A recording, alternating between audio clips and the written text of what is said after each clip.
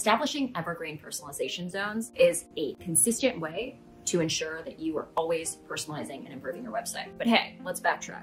What is this evergreen personalization zone? They are essentially the digital billboards of your website. Think of them as a particular area or multiple areas that are dedicated to personalization and personalization alone. They're typically in highly visible, high traffic pages. They're always going to be in the exact same location. A few common placements include 1, the homepage hero banner. Another good area is a PLP grid interrupter.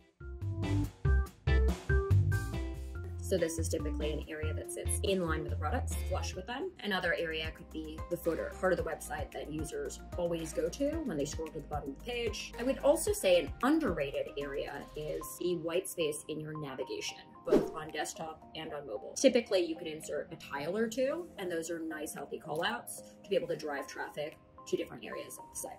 This is massively beneficial because in working with hundreds of brands over the last few years, we've learned that personalizers often get caught up in 3 specific areas that this helps solve. 1, in the approval process. If you pre-negotiate these zones with your executives, there is a much shorter approval process to get that test live. We want to chop out that roadblock. 2, if you're able to work with your designers in advance and they know the specs of these particular zones, they can design templates where you can easily plug and play, add different pieces of content, different copy, to personalize for different audiences, and bam, another roadblock eliminated. The last one, and arguably the most important one, is if you pre-negotiate these spots in advance and you also make every department in your organization wildly aware of these zones, it is much less likely that other teams are going to break your tests after you launch them, because they know exactly where that test is located, it has an exact address, the CSS, and they know not to touch it and not to remove it.